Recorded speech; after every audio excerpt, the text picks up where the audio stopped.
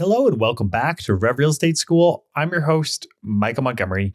And today what we're talking about is confidence, and specifically a framework or an exercise that you can use on a daily basis in order to start increasing your confidence. Before we jump into this, it's important to understand that this does not matter whether we are experienced, we're extremely experienced, or we're brand new. Confidence into itself can actually dissipate over time. So oftentimes we think of getting confidence in real estate and then we're a confident agent and then it just sticks around. And that's not the case.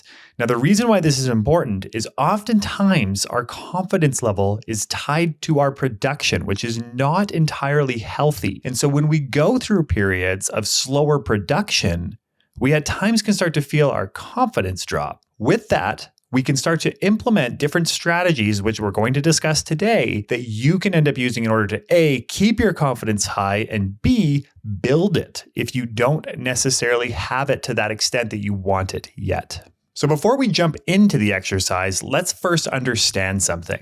Let's understand that when it comes to confidence, we need to think of it like a bank account where there are withdrawals and there are deposits. And so what we need to do is we need to increase our deposits into our self-confidence bank, and we have to decrease the number of withdrawals in order for that account to grow. Now, if we start to think of it this way, we really start to understand, okay, so what are the inputs that we need in order to have deposits, and what are the actual outputs that are coming out of withdrawals? How can we reduce those? When it comes to increasing confidence, there are three main ways that we can do this. We can do this either by way of a positive result, as in, say, winning a listing, getting a buyer, something along those lines, selling a house. Those are positive results. Now, in order to have the opposite of that, we have the withdrawal. And the withdrawal could come by way of not getting the listing, not selling the house, losing the buyer. So these are all withdrawals. Now, when it comes to this one in particular, when it comes to winning a listing, let's say, or not winning the listing, sometimes that's not always just up to us. That's also up to the consumer. So if we tie too much of our confidence only to that individual item, we could end up going through periods of high and low confidence because it's dictated by the consumer instead of by us. That being said, there are ways to, of course, improve our eventual conversion rate. We do need to understand that there are deposits and there are withdrawals. And these things, when it comes to actually winning a listing, sometimes that's not fully within our control. But what is within our control? The other two things are. So the first one is, in order to build up those deposits, we need to be thinking through positive self-talk, positive visualization. So how are we thinking about ourselves? Now, the withdrawal version of that is, are we thinking negatively? Oh, we're not going to get this listing. Oh, the buyer's going to fire us. Oh, we're not a good real estate agent. We're not good at sales. These are all withdrawals. Whereas when we start to think about the effort that we're putting in, the progress that we're making, the small wins, those will all be deposits. So we need to increase that number of deposits, and that is within our control. That is something that we can control. Now, if we're only focused on the outcomes, so we're only focused on winning or losing the listing, then that's not all within our control. And in fact, we should be detaching from the outcome. Instead, if we focus on these things we can control, we can increase our confidence rapidly. And that's the exercise that we're going to unpack today. Now, the third one is increasing our knowledge. This one is such a huge key and one that's overlooked all the time. When really, if we increase the amount that we know about a real estate transaction or about the market, our confidence will go up. Our confidence is going to go up as we start to understand our market or understand what it is that we're selling better or understand sales better. Now, if you're watching or listening to this, there's a good chance that you are very dedicated to improving yourself. So in many ways, you'll have this covered. However, we still have to always be learning. We have to be learning about our market. What's happening with average prices, what's happening with months of inventory. Can we explain different clauses within the contract? So a way of improving our confidence is simply gaining more knowledge. So the more knowledge that we gain, the higher our confidence will be. Now, the opposite is true.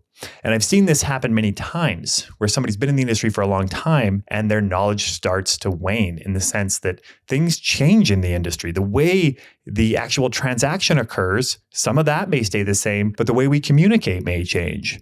Talk to a salesperson from the 80s and a salesperson from today. There's an extreme difference in how communication occurs between a salesperson and a potential customer. If we want to increase our confidence, we increase our knowledge, and we don't let that dissipate over time. We don't let that evaporate as time goes on. So those are really our three ways of looking at deposits and withdrawals. So ultimately, we need to be focusing on deposits, and that's either getting wins, and those can be small wins. Those can be improving the way that we think about ourselves, which we're going to discuss next, or that can be increasing our knowledge. So with that in mind, let's move on to what we can do. This is a 5-minute exercise, even less than 5 minutes for that matter, that you can do on a daily basis in order to start making more deposits.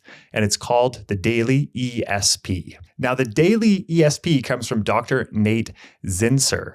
And Dr. Nate Zinsser wrote an amazing book called The Confident Mind. And basically, he is the performance and psychology coach at West Point. And so what he has developed are all of these different strategies that people with, say, a military background or an athletic background or leaders can all start to increase their confidence and how they can perform at a higher level. Now, one of his exercises that he asks everyone to do is this daily ESP. And the way that it works is this, is every evening or every morning, reflect back on that day or the day before and write out ESP on a piece of paper. Under E, you are writing effort. Under S, you are writing success. And under P, you're writing progress. So E, you write down one thing where you gave 100% effort. It doesn't have to be huge. It can be small, but write down some area that you gave 100% effort. S for success, where is one small win? This doesn't necessarily mean that you sold a house, but maybe there was one small win where you had a great call, you made a great text message, you had a great conversation with somebody out in public. Those are all successes. So write down one success. And then finally, P, progression. So where did you make progress? Is there one area that you made progress the day before or that day? Now, if we're also building our knowledge on a consistent basis, then there's a high likelihood that we made progress somewhere in that domain. So all we're doing is we're writing down our ESP every single day. It literally takes like 2 minutes. And we are writing down E, effort, S for success, and P for progression. Now, when you're doing this on a daily basis, oftentimes off the start, it can actually be quite challenging. But as we continue to do it, we get better at it. And that is because our confidence is growing. Our bank account is growing. There are more deposits going in than there are withdrawals. And this is something that we can control. So if we use the ESP, and then we're also increasing our market knowledge and our transactional knowledge and our product knowledge, from there, we really start to get this unstoppable mind because our deposits are outweighing our withdrawals. And that's truly what confidence comes down to in real estate and generally speaking in life. Thank you very much for watching or listening to this episode. Remember, you can reach out anytime at revrealestateschool.com or I'm on Instagram at the.michael.montgomery. Thanks again, and we'll see you in the next lesson.